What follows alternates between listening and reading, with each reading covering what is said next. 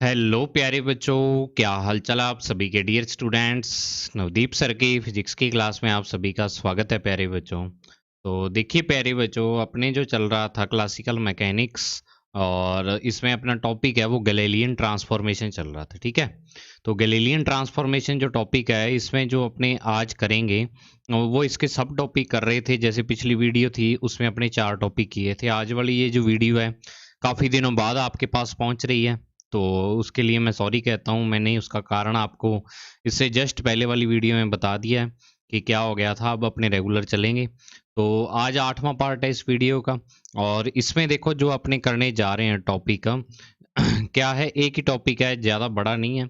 लेकिन इस वीडियो में ये एक ही टॉपिक कवर हो रहा था, इसी कारण मैंने ये वाला टॉपिक ही आपको मैं करवा रहा हूँ। तो देखो, invariance of conservation of linear momentum. ठीक है, ये वाला अपना टॉपिक है कि invariance of conservation of linear momentum. Linear momentum का कंजर्वेशन लॉ अपने पढ़ेंगे। थोड़ा बता देता हूँ क्या है टॉपिक। कि जैसे आप गैलीलियन ट्रांसफॉर्मेशन में पहले वेलोसिटी, एक्सेलरेशन सब कुछ पढ़ रहे हो भी। इसमें क्या होता है, दो फ्रेम होती हैं। एक फ्रेम स्टेशनरी होता है, रुका हुआ होता है, और एक फ्रेम मूव कर रहा होता है, गतिमान होता है। ठीक है, तो एक में अपने को उसके वेग, त्वरण, विस्थापन, ये सारे एक्सेलरेशन, वेलोसिटी, उसका डिस्प्लेसमेंट सब कुछ पता होता है। दूसरे फ्रेम में अपने को निकालना होता है। तो आज का जो अपना टॉपिक है वो है invariance of conservation of linear momentum. Linear momentum का लॉ ऑफ जो कंजर्वेशन है क्या कहता है कि अगर कोई मान लो कोई इंसिडेंट होती है तो उससे उसका जो टोटल लीनियर मोमेंटम है वो क्या रहता है, कंजर्व रहता है। मतलब जितना इंसिडेंट होने से पहले का लीनियर मोमेंटम था उतना ही बाद का होता है। तो ये अब अपने को प्रूव करना है फ्रेम्स में। ठीक है, तो चलिए बच्चों स्टार्ट करते हैं आज की वीडियो एक नई एनर्जी के साथ, और उसी में देखेंगे अपने कैसे फ्रेम में इसको डिस्कस करेंगे अपने। तो देखो बच्चों, ये आपके पास संवेग संरक्षण के नियम की निश्चरता, जो टॉपिक का ऊपर नाम आया हुआ है, invariance of law of conservation of linear momentum. ठीक है, ये अपने टॉपिक करने जा रहे हैं आज। तो इसमें देखो क्या है कि जो अपने लीनियर मोमेंटम का कंजर्वेशन लॉ है, ये अपने को इसमें क्या करना होगा कि जैसे आपके पास ये डायग्राम है। ठीक है, मैं थोड़ा सा ऊपर कर दूं इसको, फिर आपको समझ में आ जाएगा क्योंकि नीचे मेरी फोटो आ रही होगी। तो देखो इसमें क्या है कि ये वाला फ्रेम, ये ओ पॉइंट है जो आपके पास है, ये वाला एस फ्रेम है, और ये वाला जो ओ डैश वाला है ये एस डैश फ्रेम है, आपके सामने पड़ा हुआ है। ठीक है, अब इन दोनों फ्रेम में मान लो फ्रेम की जगह अपने क्या मानते होते थे, अगर आपको याद हो तो एक आदमी खड़ा हुआ है, एक बंदा खड़ा हुआ है, एक ऑब्जर्वर खड़ा है यहाँ पर। ठीक है, वो देख रहा है। एक ऑब्जर्वर तो यहाँ पे खड़ा हुआ है और एक यहाँ पर वो डैश पर खड़ा हुआ है। वो क्या है, एक इंसिडेंट को देख रहा है कि उसके सामने एक इंसिडेंट हो रही है। अभी दो यहाँ पर पार्टिकल हैं, दो पिंड हैं, दो यानी द्रव्यमान हैं, M1 और M2, मासेस हैं दो। ठीक है, तो ये एक दूसरे से क्या करते हैं, यहाँ पर कॉलिजन करते हैं, टक्कर। क्या करते हैं, कॉलिजन करते हैं, यहाँ पर टक्कर करते हैं। तो अब टक्कर करेंगे तो अपने यहाँ पर क्या होगा कि जो टक्कर से पहले का लीनियर मोमेंटम है, रेखीय संवेग है, वही टक्कर के क्या होगा, बाद। तो ये फर्स्ट पोजीशन है और ये यहाँ पर सेकंड पोजीशन है। ये टक्कर से पहले वाली है और ये टक्कर के बाद वाली, यानी कॉलिजन से बिफोर और आफ्टर कॉलिजन। ठीक है, तो अब अपने को क्या करना पड़ेगा बच्चों, एक काम करना पड़ेगा अपने को यहाँ पर कि अपने को वेलोसिटीज इनकी एज्यूम करनी पड़ेगी, माननी पड़ेंगी वेलोसिटीज। ठीक है भाई, अगर मान लो कॉलिजन हो रही है तो कॉलिजन से पहले कितनी है वेलोसिटी है, और कॉलिजन के बाद कितनी वेलोसिटी है। ठीक है, वो अपने को यहाँ पर क्या करनी पड़ेगी बच्चों, माननी पड़ेगी। तो अब अपने क्या करते हैं कि यहाँ पर मानते हैं ये जेड एक्सिस है। तो देखो यहाँ पर मैंने थ्योरी में लिखा हुआ है कि चित्रानुसार माना दो पिंड जिनके द्रव्यमान M1 और M2 हैं और इनके वेग, ठीक है, इनके वेग velocities according to figure let we have two particles having mass M1 and M2, then velocities. तो वेलोसिटीज क्या होंगी इसकी, देखो वेलोसिटीज यहाँ पर एक तो ये चीज की जो ये डायग्राम है ना आपकी बुक में नहीं दिया हुआ, जो CBH वाली बुक है उसमें नहीं दिया, मैंने चलो बना दिया कि बच्चों के समझ में आ जाएगा ये। ठीक है, तो इस कारण मैंने बना दिया ये। तो एक तो आपको डायग्राम ये याद रखना है, अगर आप नहीं बनाना चाहते तो इसको चाहे मत बनाना, मैंने आपको समझाने के लिए ये डायग्राम बनाया हुआ है। ठीक है, तो अब अपने को क्या करना होगा कि अपने वेलोसिटीज लिखते हैं, और ये वेलोसिटीज एज्यूम की हुई हैं कि टक्कर से पहले एस फ्रेम में वेलोसिटी देखते हैं कि टक्कर से पहले एस फ्रेम में जो वेलोसिटी है, जो m1 है उसकी u1 है और m2 वाले की क्या है, u2 वेक्टर है। ठीक है, और टक्कर के बाद यानी आफ्टर कोलिजन एस फ्रेम के रिस्पेक्ट जो m1 की वेलोसिटी है वो क्या हो जाती है, v1 वेक्टर और इसकी v2। बिल्कुल इसी तरीके से जो एस डैश फ्रेम है उसमें क्या हो जाता है, u1 डैश और u2 डैश हो जाती है बिफोर कोलिजन। ठीक है, और आफ्टर कोलिजन v1 डैश और v2 डैश हो जाती है वेलोसिटी। ठीक है, तो अब अपने को क्या करना होगा कि यहां पर आपको एक चीज पता है कि अगर अपने यहां पर ये लगाएं कि इन एस फ्रेम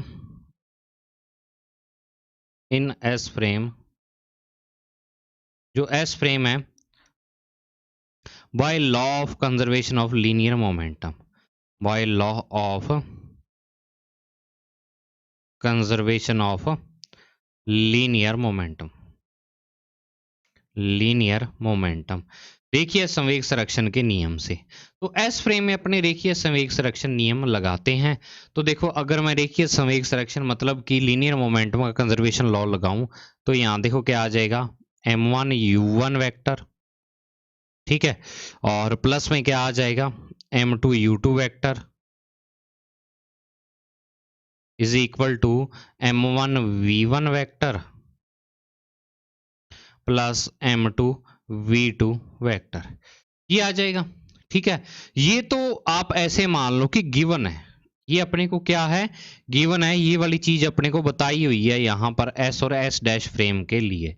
तो मैं इसको देखो एक डब्बे में बंद कर देता हूँ यहाँ पर कि ये चीज तो अपने को पता है, क्योंकि अपने एक में देखियो जैसे वेलोसिटीज का रिलेशन निकाला था, वेगों का यानी संबंध निकाला था, तो उसमें अपने को u1 डैश u2 डैश इनकी वैल्यू फाइंड की थी, इनका मान आपने निकाला था किसकी फॉर्म में, u1 u2 की फॉर्म में निकाला था। ठीक है, और v वेलोसिटी से अगर कोई फ्रेम मूव कर रहा हो, वो आपने वेगों का रूपांतरण किया था, ट्रांसफॉर्मेशन ऑफ वेलोसिटी किया, तो उसमें आपने अच्छे तरीके से किया हुआ है। अब अपने को ये तो है यहाँ पर गिवन, ये यहाँ पर क्या है बच्चों, गिवन है, आप ऐसे कह सकते हो कि ये दिया हुआ है यहाँ पर अपने को। तो जो प्रूव करना है अपने को, टू प्रूव या फिर जो अपने को निकालना है, ठीक है, वो अपने को ये निकालना है कि जो m1 u1 डैश वेक्टर है plus m2 u2 dash vector है, m2 u2 डैश वेक्टर वो अपने m1 v1 डैश वेक्टर और प्लस में m2 v2 डैश वेक्टर के इक्वल होगा। ये अपने को फाइंड करना, मतलब ये वाली इक्वेशन अपने को निकालनी है। यहाँ पर मैं यहाँ पर लिख देता हूँ, निकालनी है इक्वेशन ये वाली। ठीक है, फाइंड करनी है ये वाली इक्वेशन।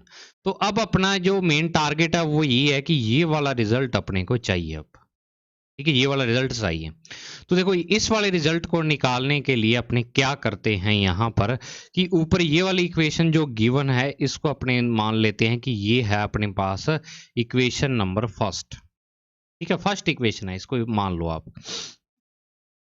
अब आपको वेलोसिटीज पता लगी ना, 8 वेलोसिटी है यहाँ पर, 4 वेलोसिटी तो एस फ्रेम में और 4 वेलोसिटी एस डैश फ्रेम में है। ठीक है, 4 ही तो किस में है, एस फ्रेम में है, और 4 ही वेलोसिटीज किस में है, एस डैश फ्रेम में है। अब ये वाली तो अपने को गिवन है, ठीक है, और ये वाली अपने को इनकी वैल्यू अपने को फाइंड करनी है, किसकी फॉर्म में, गिवन की फॉर्म में वैल्यू फाइंड करनी है। ठीक है, तो अब अपने को क्या करना होगा, मतलब ये चारों वेलोसिटीज से जो ये वाली इक्वेशन लीनियर मोमेंटम कंजर्वेशन वाली इक्वेशन है वो प्रूव करनी है अपने को। ठीक है, तो प्रूव करने के लिए अपने गैलीलियन ट्रांसफॉर्मेशन काम में लेते हैं, कौन सा, जो वेलोसिटी ट्रांसफॉर्मेशन है। ठीक है, वेलोसिटी ट्रांसफॉर्मेशन है। तो अपने को टू प्रूव अपने को पता लग गया, अभी ये वाली चीज अपने को प्रूव करनी है। तो मैं यहां पर लिखता हूं by Galilean transformation. Galilean transformation से अपने क्या करते हैं यहाँ पर, गैलीलियन ट्रांसफॉर्मेशन से कि आपको आपने वेलोसिटीज का रिलेशन पढ़ा हुआ है, वो वेलोसिटीज का रिलेशन क्या है आपके पास कि u1 dash vector is equal to आपको होता है u1 वेक्टर और माइनस में v वेक्टर। मान लो कि एक पार्टिकल है, उसकी वेलोसिटी s डैश फ्रेम में क्या है, u1 डैश है, और s फ्रेम में u1 है, और v वेलोसिटी से जो s डैश फ्रेम है वो s के रिस्पेक्ट मूव कर रहा है, मतलब v सापेक्षिक वेग है इनका। तो अपने को क्या करना होगा, यहाँ पर इन तीनों के बीच जो रिलेशन होता है वो रिलेशन आपने ये निकाला हुआ, अगर नहीं पता तो आप प्रीवियस वीडियो को देख सकते हो, उसमें आपको पता लग जाएगा। ठीक है, तो अगर मैं यहाँ से u1 की वैल्यू निकालूं, अगर मैं यहाँ से u1 वेक्टर की वैल्यू निकालूं, तो आप कहोगे कि सर ये हो जाएगी u1 डैश और प्लस में क्या आ जाएगा, v वेक्टर आ जाएगा, आ जाएगा ना। बिल्कुल इसी तरीके से u2 डैश वेक्टर अगर मैं लिखूं यहाँ पर, तो वो हो जाएगा u2 वेक्टर और माइनस में v वेक्टर। और यहाँ से अगर मैं u2 डैश वेक्टर की वैल्यू निकालूं, तो वो आपके पास क्या आ जाएगी, सॉरी u2 डैश की नहीं, जो आपके पास u2 वेक्टर की वैल्यू। ठीक है, यानी इस वाले की वैल्यू आपको निकालनी है। तो ये v वेक्टर उधर चला जाएगा, प्लस का हो जाएगा, तो ये u2 डैश वेक्टर और प्लस में क्या आ जाएगा, v वेक्टर आपके पास आ जाएगा। बिल्कुल इसी तरीके से v1 डैश वेक्टर अगर मैं वैल्यू लिखूं, तो ये आ जाएगा v1 वेक्टर और माइनस में v वेक्टर। ठीक है, और अगर मैं यहाँ से निकालूं वैल्यू किसकी, v1 वेक्टर की, तो आप कहोगे कि सर ये आ जाएगी v1 डैश वेक्टर और प्लस में क्या आ जाएगा, v वेक्टर आपके पास वैल्यू आ जाएगी। ठीक है, और बिल्कुल इसी तरीके से v2 डैश वेक्टर की अगर वैल्यू लिखे अपने, तो v2 वेक्टर और माइनस में v वेक्टर। तो यहाँ से अगर मैं v2 वेक्टर की वैल्यू निकालूं, तो वो आपके पास आ जाएगी v2 डैश और प्लस में क्या आ जाएगा, v वेक्टर आ जाएगा। ठीक है, तो इन सारी जो इक्वेशंस हैं, इन इक्वेशन को कंबाइन फॉर्म में मैं कह देता हूँ कि ये क्या है, इक्वेशन नंबर 2 है। अब कई बच्चों को ये चीज समझ में नहीं आएगी, वो सोचेंगे कि सर ये वाली 4 इक्वेशंस जो आपने ये वाली अभी लिखी है, 4 इक्वेशंस, ये कहाँ से आई हैं।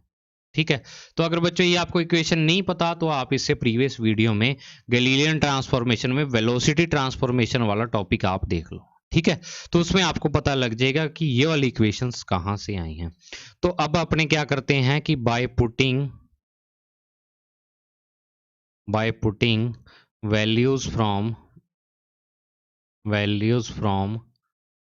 2 to 1, यानी कि समीकरण 2 से मान अपने क्या करना है, एक में रखना है। ठीक है, 2 से मान एक में रखते हैं, तो समीकरण 1 यानी इक्वेशन फर्स्ट ये वाली थी। अब इसमें u1 u2 v1 v2 की जगह डैश वाली वैल्यूज पुट कर देते हैं। तो देखो पहले आया है m1, और u1 वेक्टर की जगह ये वाला u1 है, तो इसकी जगह ये आ जाएगा u1 डैश वेक्टर और प्लस में क्या आ जाएगा, v वेक्टर आ जाएगा। इज इक्वल टू नहीं, यहाँ पर आएगा plus m2 u2 dash vector और प्लस में क्या आ जाएगा, v वेक्टर आ जाएगा। इज इक्वल टू आपके पास क्या आ जाएगा, m1, और यहाँ पर आ जाएगा v1 डैश वेक्टर और प्लस में v वेक्टर। अगर मेरी फोटो के पीछे आ रहा हो तो कोई बात नहीं, आपको बाद में नोट्स में ये दिख जाएगा, v2 डैश वेक्टर और प्लस में क्या आ जाएगा, v वेक्टर यहाँ पर आ जाएगा। जब अपने इसको ओपन करेंगे तो देखो क्या बनेगा, मैं इसको और ऊपर कर देता हूँ, अगर और ऊपर आपको नीचे नहीं दिख रहा तो यहाँ कर देता हूँ। ठीक है, यहाँ तो आपको दिख ही रहा होगा। तो अब देखो अपने यहाँ से करते हैं कि अगर इसको मैं ओपन करूँ तो ये आ जाएगा m1 u1 dash vector plus m1 v vector. ठीक है, प्लस में m2 u2 डैश वेक्टर और प्लस में m2 v वेक्टर। ठीक है, is equal to m1 v1 dash vector और प्लस में m1 v वेक्टर।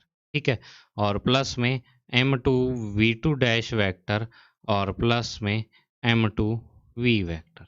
ठीक है, अब आपको एक चीज यहाँ पर दिख रही है कि ये m1 v वेक्टर है और ये यहाँ पर m1 v वेक्टर है, ये m2 v वेक्टर है और ये m2 v वेक्टर है। दोनों साइड प्लस के हैं तो ये क्या हो जाएंगे, कैंसिल आउट हो जाएंगे एक दूसरे से।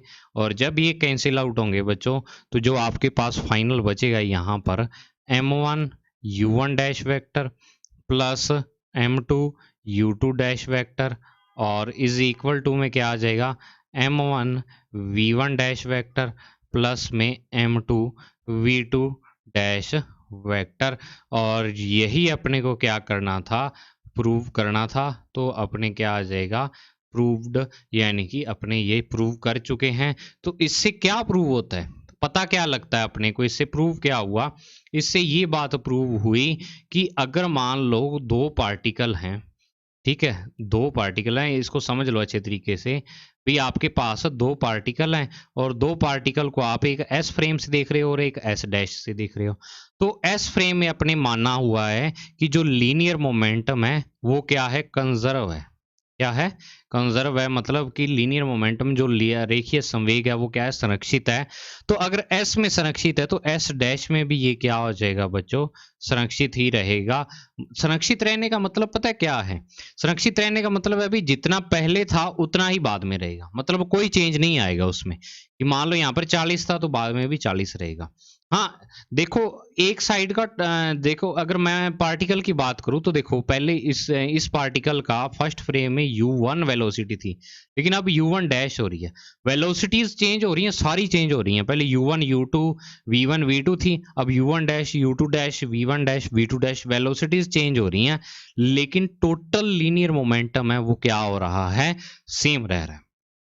अब कई बच्चे, क्वेश्चन ये होता है कई बच्चों का कि सर आपने यहाँ पर कॉलिजन वाला एग्जाम्पल ही क्यों लिया, कि सर आपने ये जो अपने कॉलिजन वाला ये एग्जाम्पल था M1 M2 M1 M2 ये वाला, कि यही क्यों लिया सर, और कोई नहीं ले सकते क्या एग्जाम्पल, उनका ये क्वेश्चन होता है। ठीक है, तो बच्चों आप आराम से और कोई एग्जाम्पल भी ले सकते हो, लेकिन ये क्या है, सबसे इजी पड़ता है। आपने 11वीं क्लास में भी पढ़ा होगा कि कोलिजन में भी अपने लीनियर मोमेंटम कंजर्वेशन का लॉ अपने निकालते थे। तो कुछ नहीं है, बिल्कुल छोटा सा डेरिवेशन, देखो यहाँ से ऊपर वाले डब्बे से डेरिवेशन स्टार्ट हुआ था यहाँ से, ठीक है ना, ये वाला स्टार्टिंग पॉइंट है, स्टार्ट हुआ था डेरिवेशन ये वाला, और लास्ट में जाके ये देखो 4-5 स्टेप में ये क्या हो जाएगा, यहाँ पर एंड हो गया इसका। ठीक है, तो बिल्कुल सिंपल सा 4 इक्वेशन है, 4 इक्वेशन यूज करके आपको क्या करना है, लीनियर मोमेंटम का कंजर्वेशन लॉ प्रूव करना है। भी क्या होता है, गैलीलियन ट्रांसफॉर्मेशन में चाहे किसी भी फ्रेम से देखो, चाहे एक फ्रेम दूसरे के रिस्पेक्ट मूव कर रहा है, जो एस डैश फ्रेम है, लेकिन अगर पहले में लीनियर मोमेंटम कंजर्व है तो दूसरे में भी कंजर्व रहेगा, मतलब एक में रेखीय संवेग संरक्षित है तो दूसरे में भी क्या रहेगा, संरक्षित रहेगा। यही अपने को प्रूव करना था। तो आपको पेपर में ये क्वेश्चन आ सकता है, अगर मान लो जो आपके लघुत्तरात्मक क्वेश्चन होते हैं, लघुत्तरात्मक में मतलब शॉर्ट आंसर टाइप क्वेश्चन होते हैं, जो बड़े से बीच वाले होते हैं, मीडियम टाइप, ठीक है, उसमें आ सकता है ये क्वेश्चन की prove that in Galilean transformation the linear momentum will remain conserve, यानी कि सिद्ध कीजिए कि जो गैलीलियन रूपांतरण में रेखीय संवेग क्या रहता है, संरक्षित। तो आपको ये सारा करना होगा, और अगर डायग्राम बनाना चाहो बनाओ, नहीं बनाना तो मत बनाओ, वो आपकी इच्छा है। मैंने बना दिया है, डायग्राम से थोड़ा इफेक्ट ज्यादा पड़ता है, एग्जामिनर जो कॉपी जांचता है उस पर भी पड़ता है, ठीक है। तो मुझे उम्मीद है आपको ये वाला टॉपिक समझ आया होगा। हो सकता है आप में से कई स्टूडेंट सोच रहे हो कि सर और करवा देते टॉपिक आज, लेकिन अगला जो टॉपिक है वो एनर्जी कंजर्वेशन है, और वो एनर्जी कंजर्वेशन काफ़ी लंबी कैलकुलेशन है उसमें। तो वो टॉपिक अगर मैं इसमें ऐड करता तो आज की वीडियो लगभग 1 घंटे की हो जाती। तो इतनी लंबी वीडियो मैं नहीं बनाता, 30-35 मिनट की ज़्यादातर वीडियो बनाता हूँ। आज वाली शायद उससे छोटी बनी होगी, तो चलो कोई बात नहीं, कोई भी छोटी कभी बड़ी वीडियो, तो ये तो चलता ही रहता है।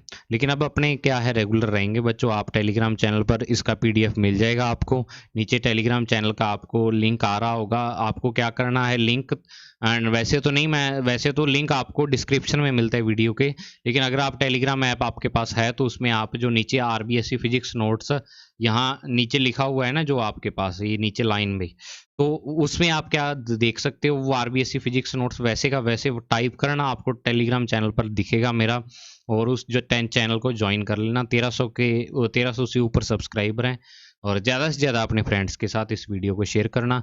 तो मिलते हैं बच्चों नेक्स्ट वीडियो में, तब तक के लिए thank you, have a nice day प्यारे बच्चों।